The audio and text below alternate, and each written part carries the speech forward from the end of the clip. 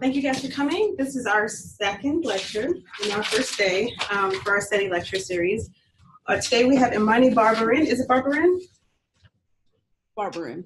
Barbarin, okay. Now, I want to make sure I get it right. Who will be talking to us. She's Director of Communications and Outreach for Disability Rights Pennsylvania and famous internet person.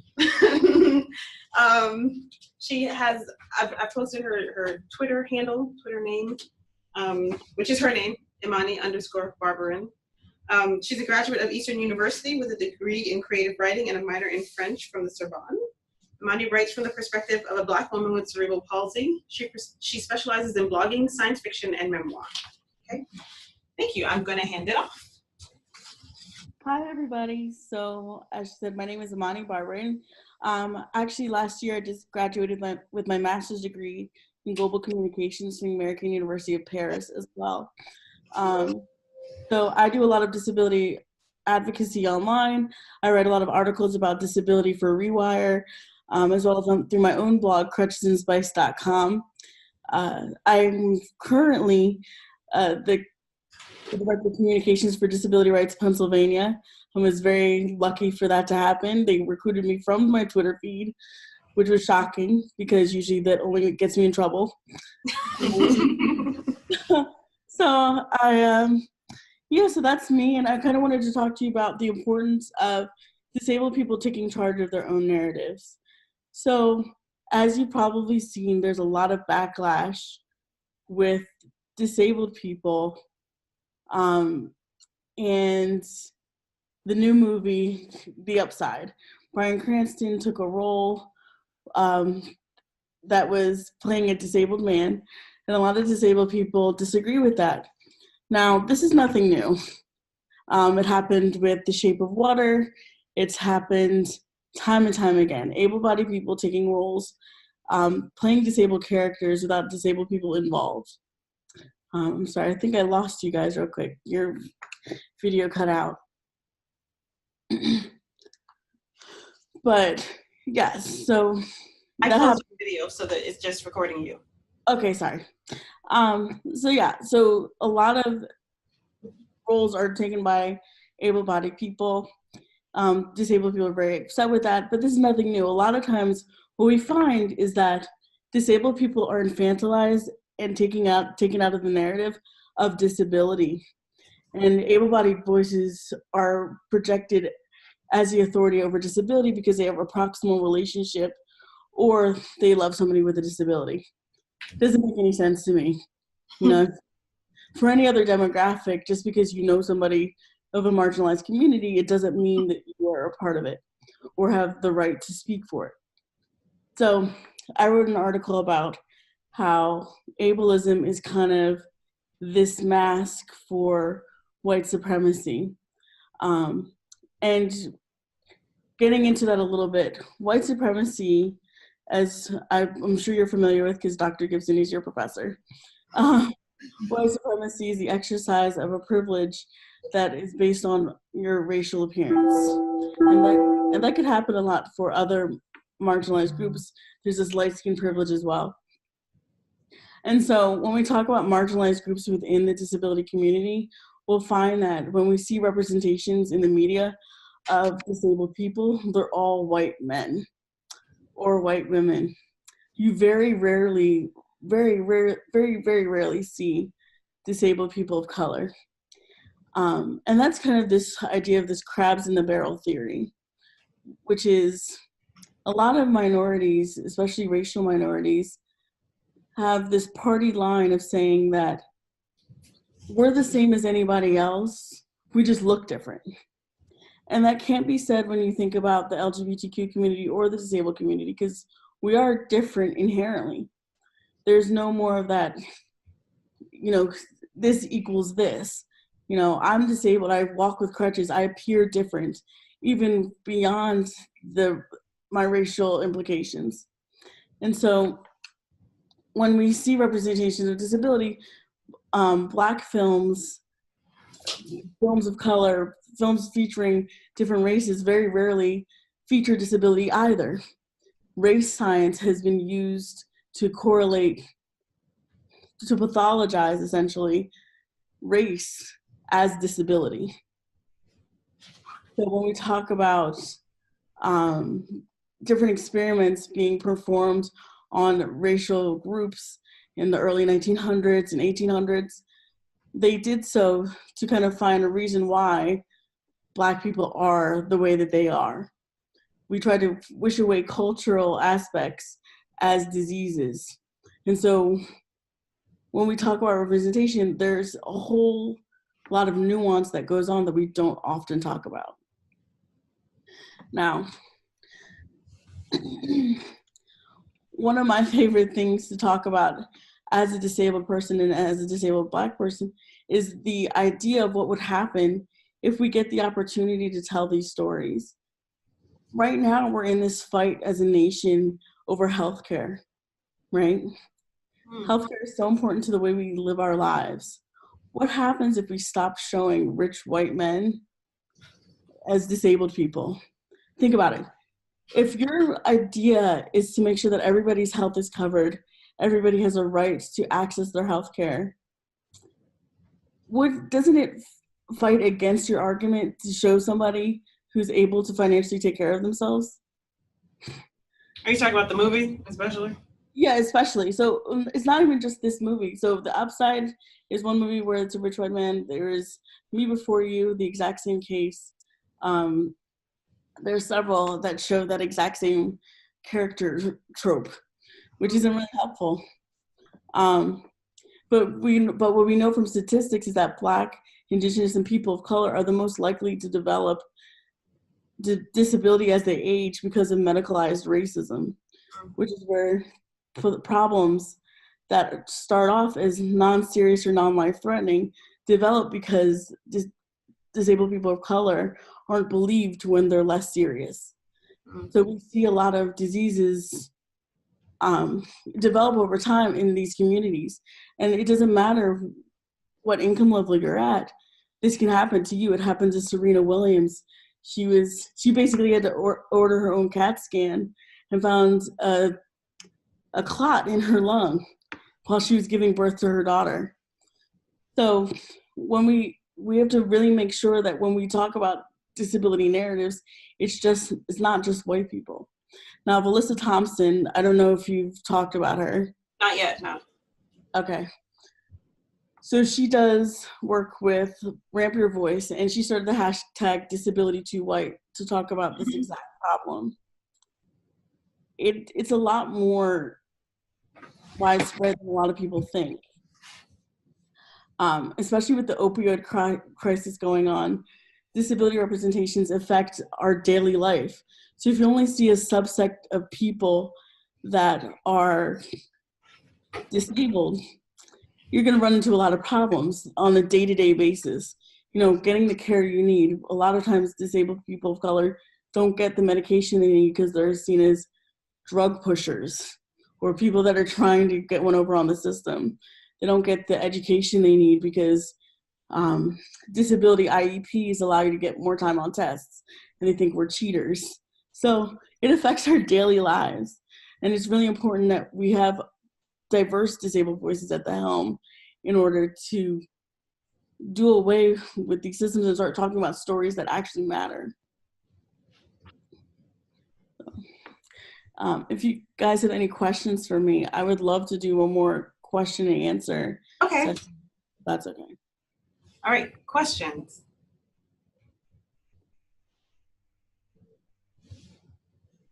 We're thinking. That's okay. I talk really fast, I apologize.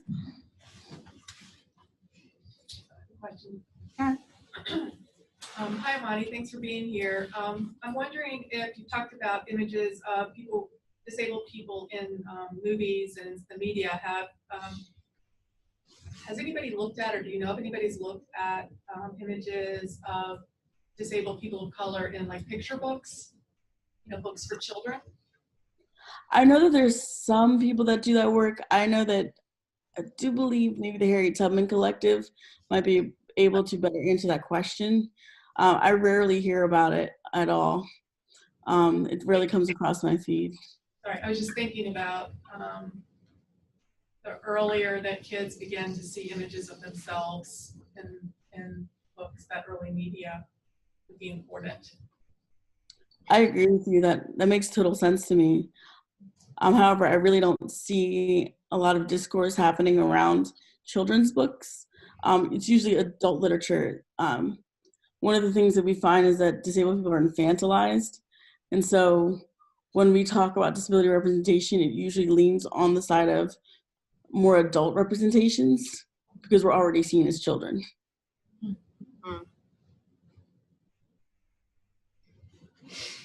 So I'm going to say one of the things that we talk about, or one of the things that we're finding, some of the work we're doing, is that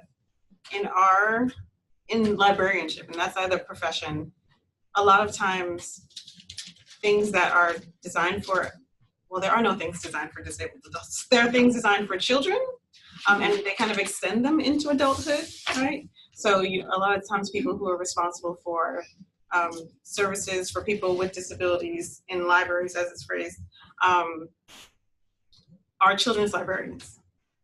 Yeah. So that when you talk about adults with disabilities being infantilized or disabled adults being infantilized, that's what that makes me think of. Yeah, and a lot of weight is carried upon disabled children. When I was a kid, my teacher used to make me get up in front of the class and explain my disability to everybody. As a way of right now. People are horrified. I kind of heard the gasp. and it was my responsibility to explain to people why I was different, and why I wasn't in gym every day. And so we put a lot of pressure on kids, especially because I think kids are more apt to kind of adapt their thinking. And also kids are kind of easier to get to do that stuff. I mean, asking me to do that now, I would never do so unless it was under my prerogative. But as a kid, I was like, oh, cool, they're really excited to get to know me, and that never worked. So I want to say you don't have to spend the whole time, because I know people tend to be like, oh, disability means children. Like, that's not where No. But some people in the room are very specifically do work on children literature. So that was the question. I had a question about, so in the last lecture, someone talked about how often when people want to know about disabled people's experiences, they ask their parents.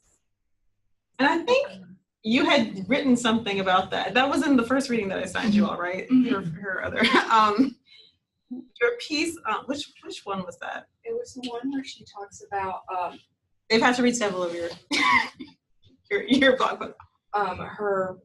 They were in a store and her mom's friend was introduced to her and still asked her mom's friend what her favorite subject was. Yes. And so I wondered, so the people in the room are kind of distributed between library services and information science and like programming, like service and system design. And so I guess I wondered if you could talk a little bit about your experience being able to or not being able to speak for yourself in terms of what you need and what you want. Yeah. So just a little background on my mom. My mom is, you don't mess with my mom. And as a result, she taught me to let nobody mess with me.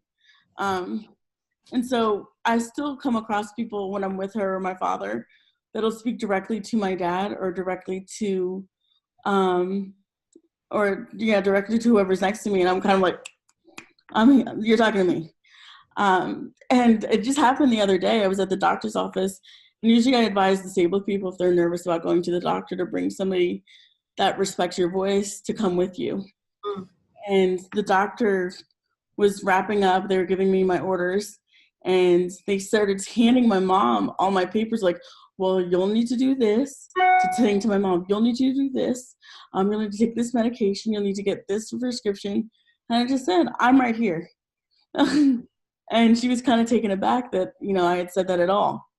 I think that I get the question a lot, how do you talk to disabled people? And I kind of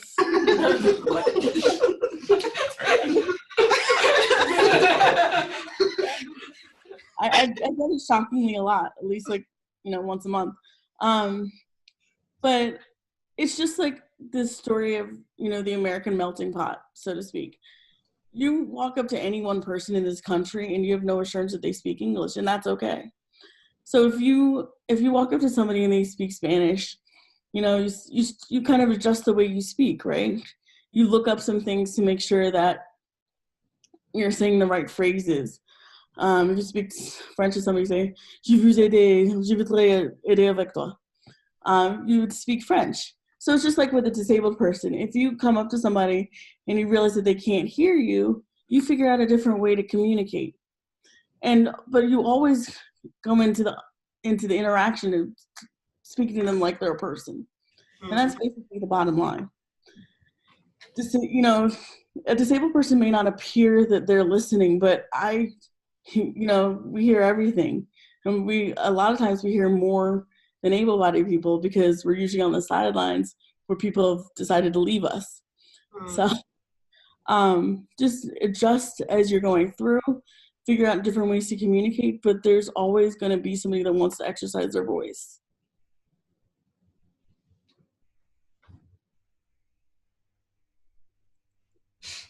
Okay, other questions?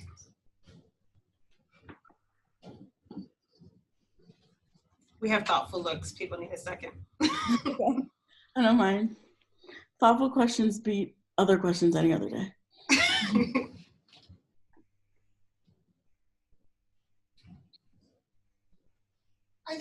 You were talking about the movie earlier. Are there any disabled actors guilds or any disabled actors that are kind of trying to make a name for themselves? I don't know. I would guess maybe YouTube might be an avenue or something for people trying to do again.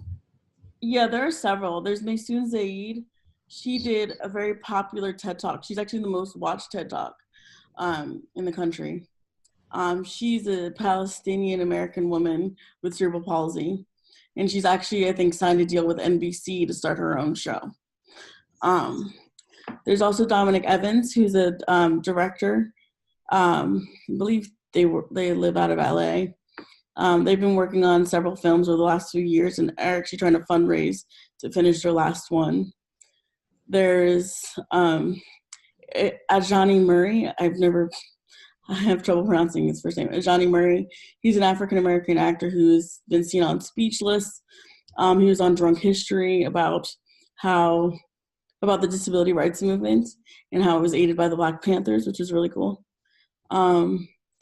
It's Lolo. I don't really know her last name. She's out of LA. That was one of their fun readings. Yeah, not readings, but Yeah, there's James Rath. He's a blind filmmaker. There's several. And there's actually an agent out of LA, and she's the only agent that really handles disabled actors. And she's just inundated. And I was actually supposed to sign with an agent about a week ago, but negotiations fell through. So, yeah. It's kind of, there's a lot of people out there that are willing to put in the work, and there's a lot of YouTubers that are trying to do the same thing. But when you talk about disability, again, there's a lot of institutions that don't want you to talk about disability realistically. So YouTube actually demonetized a lot of disabled people's platforms, meaning that they can no longer accept money on them through advertisements that YouTube puts on there, because they're considered offensive to talk about bodily functions and things that go on in a disabled person's life. Even if they're not actually offensive, they're just talking about their experience. That is seen as offensive to YouTube and its viewers. Therefore, that platform's kind of iffy for disabled people. So I have a question about, I guess this is about disability, but more about social media and how you choose how much of your identity and your life you want to share. I guess it's following from your comment about people not wanting to, certain platforms not wanting people to talk about certain things, right? And I guess this is a question everyone has to answer, but especially in terms of disability, how do you choose what you want to share, like how you want to be identified? We just had a lecture, the previous lecture, Jessica talked about people who choose not to disclose disability or who choose not to focus on disability. And so I guess how you like made decisions about how much to share and like what your online personas will be. Well, a lot of it came from, so I studied branding during my master's class, and one of the things that they talked about is something called a visual dictionary. And that's basically, we see certain symbols and we know that they mean certain things. And that's completely ground into our psyche over years. And it's so prevalent that we don't even know what's happening. Like if I say golden arches, what's that? McDonald's. Yeah. If I, so certain things are grounded into who we are based on the advertisements and visualization that comes across our eyeballs every day. And so in terms of disability, when you think of disabled people, you very much so think of a very specific connotation. We always think about inspiring, Yeah, or bitter, or quiet. And so my whole goal is to kind of break those and kind of turn them on their heads. Who I am online isn't really quite, it's more of an amped up version of who I am in person. I'm not very loud. I'm talkative, but I'm usually not making a point. And so when I'm online, I know that people have very certain expectations for who I'm going to be, and I want to break them because I want those expectations to be broken for the next person. And I want people to be able to make a first impression without that whole idea of who a disabled person is in their minds. So that's how I kind of approach my online persona. Yeah. I have a question. I think Dr. Gibson said that you wrote science fiction. You write science fiction? Is that correct? Yeah. I think that like fantasy and science fiction are ways. Let me see if I can express this well. But to get at difficult topics, do you find that's true? Do you write about this in your works, or does this factor into your works? Oh, absolutely. I write science fiction. I usually write around the transition between teens and adulthood, because we rarely see that talked about. And everybody faces their own independence when they turn 18, but nothing can quite prepare you for being disabled and becoming an adult. Nobody ever tells you what it's like to be an adult with a disability, and everything that you look up on TV and online never really talks about it. So I write a lot of characters in science fiction that kind of go through the same thing about finding who they are in complex situations and find that this is the first time that they're going to have to advocate for themselves. And it's kind of like therapy for me, because I'm working through a lot of things that scare me about being disabled and an adult. I'm lucky enough that I have a job where I have healthcare, but am I stuck in that job because of what's going on with the healthcare debate? Will I be chained to a job and not with no ability to move up or progress in my career because I know that I need healthcare at the end of the day? Or the idea of disabled motherhood scares me.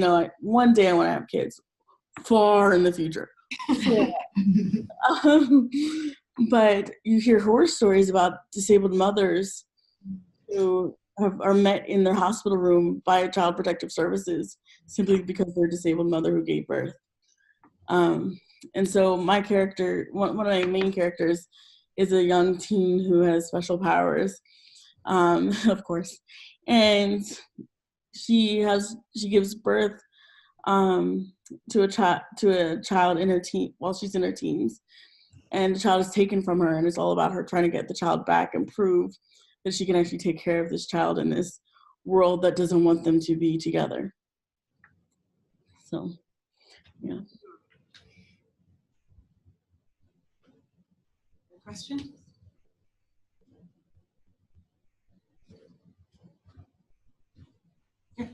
As future librarians and educators and in fields of information, do you have some thoughts on how we can do a better job to make our services more inclusive and accessible? Yeah, definitely. I know that putting at least announcements at lower heights helps a lot of people who use wheelchairs. I use crutches, but a lot of people who use wheelchairs are at a different height level than most people. So putting stuff at different levels definitely helps in order for them not to crane their necks, things like that. Having resources ready is always really helpful. I know that some libraries have online portals where you can order books and they'll be at the desk. Making those services well known is always really helpful. Partnering with transportation organizations, that's really hard for a lot of people with disabilities, is that they're not seen as capable of navigating their own transport. And so partnering with those organizations so that you can have library days or times when they come in and, they can just roam the library for free. Roam the library freely. The internet is always helpful. I always find that you find the best community of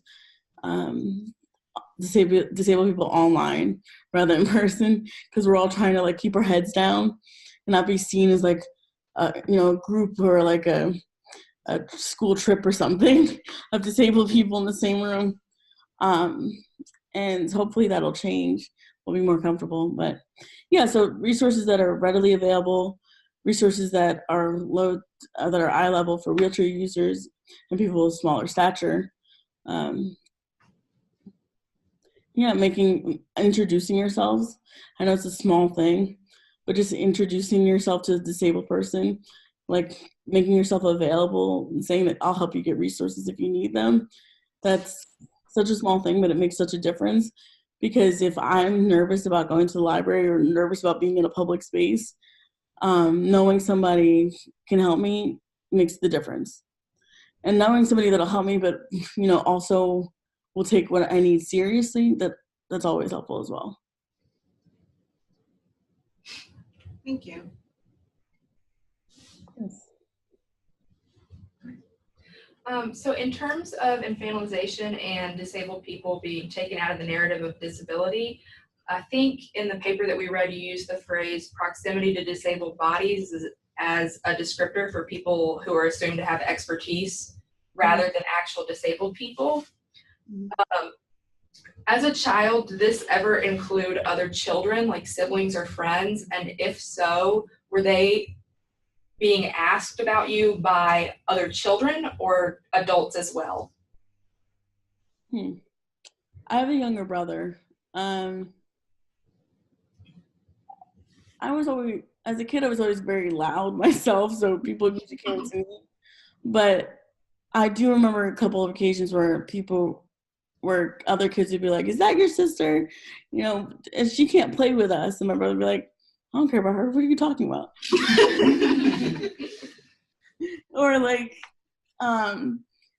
so, and it's in adulthood, you see it a lot. You see a lot of relatives, like brothers and sisters who are caregivers for their disabled relatives, be seen as the authority on disability. While I was living in Paris, there was a huge uproar because this guy was so just a little background, institutionalization of disabled people, when you come across that topic, is always a no-no. We don't want to be institutionalized. We don't want to be locked away. So this man who was the father of an older disabled man was advocating for the institutionalization of disabled people because it gave him somewhere to go. And so you would not believe how many times that reasoning comes up. It gives disabled people somewhere to go. But So, and he's meeting with the French Congress, he's meeting with the senators, he's meeting with big politicians, and this has a very negative effect over disabled people's lives, yet he's seen as the authority. So it happens all the time. Yeah, not in my personal life. My brother and I are very big personalities, so there was never anybody who was trying to talk over me to him, because I punched them.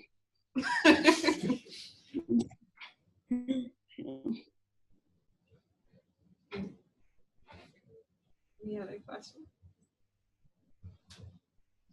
What have been your most popular and least popular blog posts? Oh, so I feel like I should measure them on which ones will get me in trouble more or less. So the Bryan Cranston one was huge. I didn't expect it. I didn't expect anybody to read it, and all of a sudden people are talking about it and viscerally angry with me that I defamed Walter White. Who knew he had a big fan base of able white men? They're excited about his career prospects. So that one got people really angry. Anytime I talk about hope for the future, I think I did a piece around 2018 that was just trying to get people to survive the next year. And that was really well received. Anytime I talk about representation in the media, it goes really well. And job hunting is really hard for disabled people. A lot of people were receptive to the way I had, to my story about trying to look for a job while disabled, because they've been through the same thing. So. I knew the Bryan Cranston thing wouldn't go well. Yeah. No, it did not. Like, oh. And when ableism, misogyny and racism, it's just like, well, this is my week now. Yes. Comment. But yeah, I had no idea that anybody would care about it. I mean, we talk about this every single time a movie comes out with a disabled character. It literally happens every single time. Whether it was Shape of Water, whether it was Me Before You, whether it was, what was that one with Amanda Stanberg where she left the bubble? Yeah, she'd rather die than. Yeah. This advice, stop doing that. So it literally happens every time, but I had no idea that it would get that reaction. I guess it was both Kevin Hart fans and Bryan Cranston fans during the R. Kelly docu-series debacle, conversation. I think it just was a whirlwind of men just upset that we're talking about men again. So, yeah.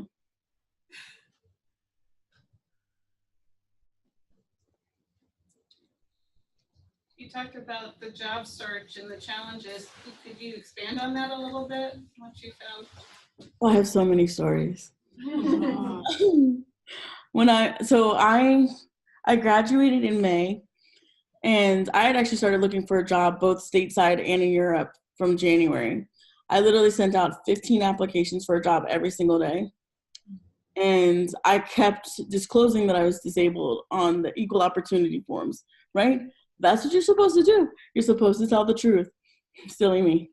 So I sent thousands of job applications out, and I never got a single inquiry into my resume. And then as soon as I stopped disclosing my disability, I would get 4 or 5 a week to some of the same companies I applied to before.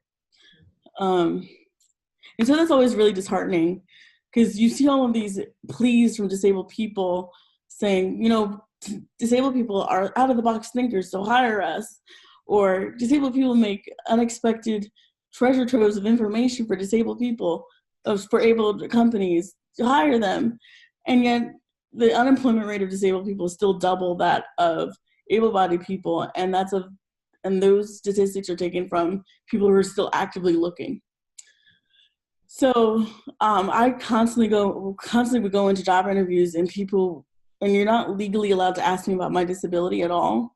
You're allowed to ask me about my ability to perform the job duties, my ability to get there. So they would work around those legal requirements and ask me things like, how did you get here? I'm like in New York City where public transportation is everywhere. And they're like, how did you get here? I don't understand. How long did it take you? You know, did you have trouble with the 3 flights of steps because we don't have an elevator? I'm like covered in sweat, like. And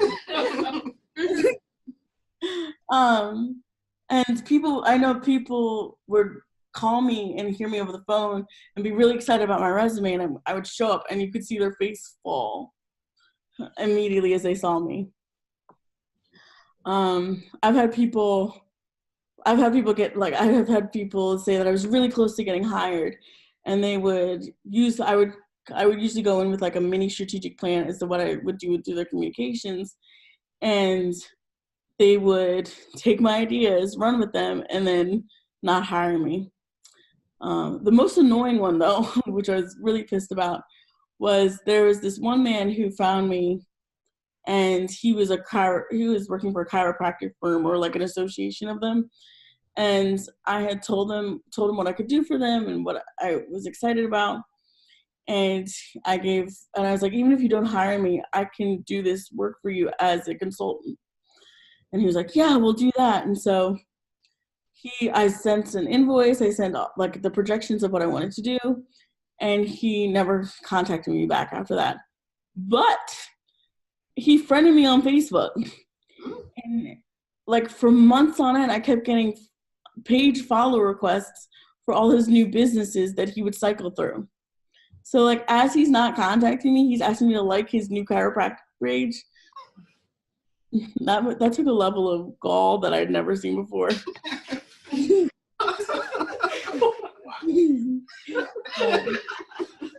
You can't see them, but they're laughing. It's much appreciated because I laugh now, but I was very upset. So yeah. But, yeah, and then a couple of jobs were like, well, do you run? I'm like, this is a marketing job. Where am I running to?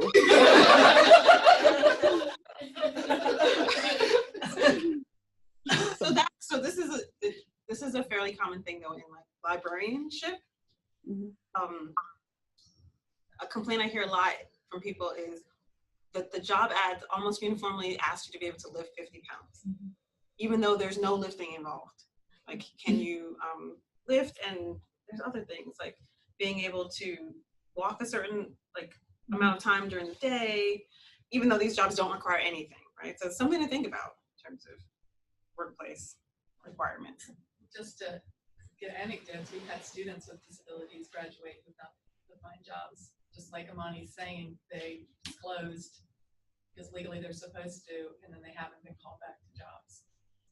Yeah, so. Well, okay, so one of the things is you're not legally required to. You can say that you do not wish to answer. Okay. So a lot of disabled people don't want to do that because they get scared that they'll show up and they'll be called liars or whatever. But for all those forms that people started contacting me back on, I put I did not wish to disclose. Okay. Good tip. Yeah.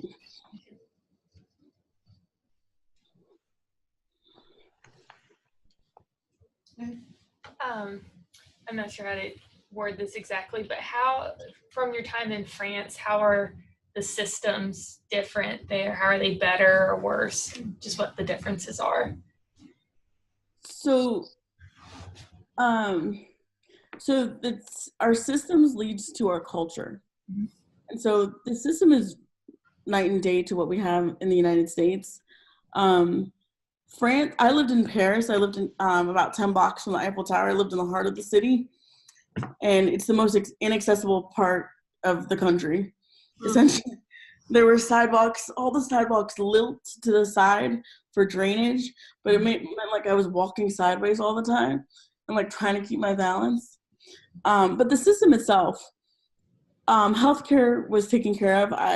As a foreign student, I had health insurance, but it was pretty minimal. I paid about $900 for the whole year, and everything was taken care of for my health needs. I didn't use them only because one of the things that a lot of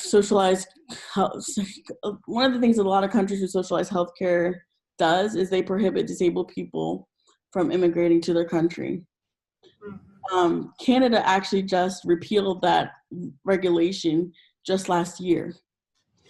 So I didn't want it on paper that I had a disability and was taking up all of these medical costs because I had plans to immigrate there. But everything was taken care of. Now, one of the things that is so different about culture because of their healthcare is that nobody cares if you're disabled.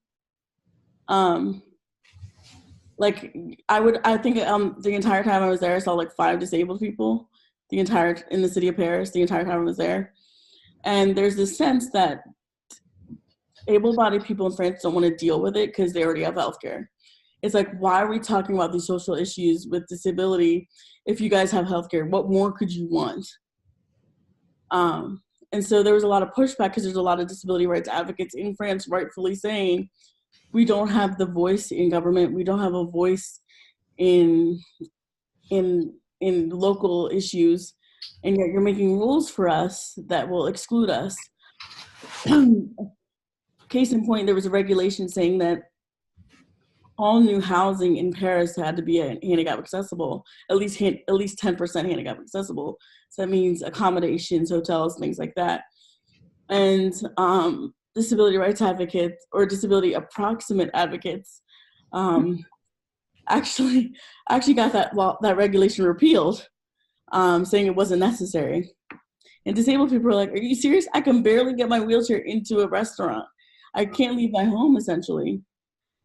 And they're like, well, you have healthcare. Like, that makes no sense. Like, just because I'm living doesn't mean I don't have a right to a life. Like, so that was their issue. And here, because healthcare is on everybody's minds and everybody's tongues at this time, a lot of people in the United States, people that have passed me by, they feel entitled to know what's going on with my body, even if I've never met them before. Whereas French people would kind of ignore you and let you do your thing because they're not really want to be bothered with it. Americans are deeply entrenched in what's wrong with you. I've had literal strangers come up to me and be like, "What's wrong with you?" Like, I don't know you. I've had people. I remember I was at so the largest buffet in the United States is 20 minutes from my house, and I was leaving it, walking across the street with my friends, and my friends were a little bit ahead of me because I walk a little bit slower, and and they look back and I'm in a full embrace with this random person and he's praying over me and there's 4 other people surrounding us praying too, and all I did was walk across the street. I didn't want to do anything. I wasn't doing anything, particularly inspirational. I was going to stay in the car. And like 4 people surrounded me and prayed with me. And there's this car.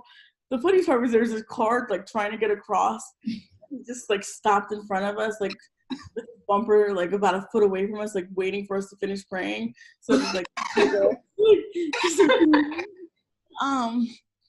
but yeah, there's a sense that in America you're entitled to know what's wrong with somebody or what their diagnosis is, and that's just not the case in France. That's quite the story. Yeah, I have so many. I had one mom come up to me in Barnes & Noble with her small child and go, my child needs a life lesson, so can you tell him what's wrong with you so he knows not to stare? And I'm like, sitting here with my book like, what's happening? And this child wanted nothing to do with me. The child's like, Mom, please, let's go. And I'm just sitting there like, can we let this end now? All I wanted was Starbucks and to read the book. And now I'm in the middle of a Touched by an Angel story. So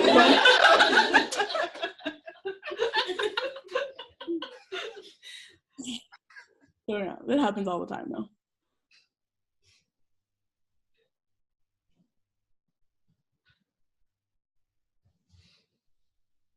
Any other questions or comments?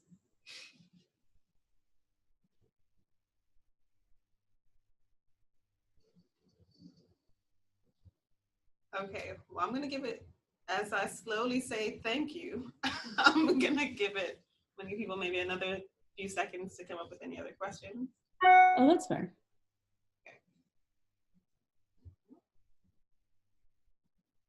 I have one. So I've started following you the last couple of weeks and love your post. I was wondering who are, I know Laura asked you about your favorite blog post, but what other people should we be following to? Oh yeah, Yeah, people are Laura. taking out their phones now. Yeah. Your favorite, who do you follow on Twitter, or who should we be following on Twitter? Oh, of course. So actually, let me take out my phone. So I really like posts from Valissa Thompson. She's like the mother of the Black disability rights movement, I feel like. She's the mom. She's awesome. There's also, if you like entertainment, there's Baked and Bougie. Her handle is at MAE_Day, DAYJ. So she sells cannabis in LA, and she basically like tokes up and watches a lot of TV, and you can follow her on Twitch. And I love it because I'm like, this is like the coolest niche activity you could be doing. There's also I don't know how to pronounce it in Spanish. She's like Hira Tumate. She's a Hispanic and indigenous artist. Very cool. She does a lot of Black people of color and disability artwork. She is a TeePublic store, I believe. Annie Segarra as well. They do YouTube content on disability and chronic illness that is very popular. Let me think of some more. I like Ebden. Sometimes she likes to subtweet me, but I'm not petty. Yeah, I'm not gonna lie. Yeah, I like a lot of disabled women because we rarely see those voices uplifted, especially women of color. I don't know if you know this. I don't want to trigger anybody, but the 83% of disabled women are sexually assaulted in their lifetime. So it's really important that we hear from disabled women and non-binary people, just because we're at a very precarious situation. If you meet 5 disabled women in your lifetime, the chances are that 4 of them have been sexually assaulted. So I always try to uplift those voices. Yeah. Also, little lobbyists. They're really cute. They're like they're little kids with disabilities, and they go to like the House and the Senate to lobby about disability rights issues, and their moms kind of handle their accounts. It's really cute. Julian Mercado, she's a disabled model. She was in a Teen Vogue cover issue on disability in fashion. So, yeah. I'll try to put all these in one tweet/message. Put them up. Yeah, and then I try to follow a lot of diverse disabled voices because we're not all white men. We do not all have the independent wealth of one. Like TV and media want to let you know, but yeah. All right. Well, thank you so much for Okay. joining us. Let me actually come out here. Hi. Here I am. Thank you so much for joining us and for talking to us. We are going to close down for now and do some housekeeping, and I will be messaging you. So thank you very much. Thank you. for having me. I will next be at South by Southwest. I'm on a panel about disability in the media. I will be recording it, so it'll be on my website once that's done. When is that? That is March 9th. Oh, sorry, it's March 12th. And we're on the we're on the innovation track. I don't know what that means, but it means like the social impact track. Okay. And we're gonna, this is being recorded, so I'm gonna post it online soon and I'll let you know when it's up. Okay, great. Thank you. Great, thank you.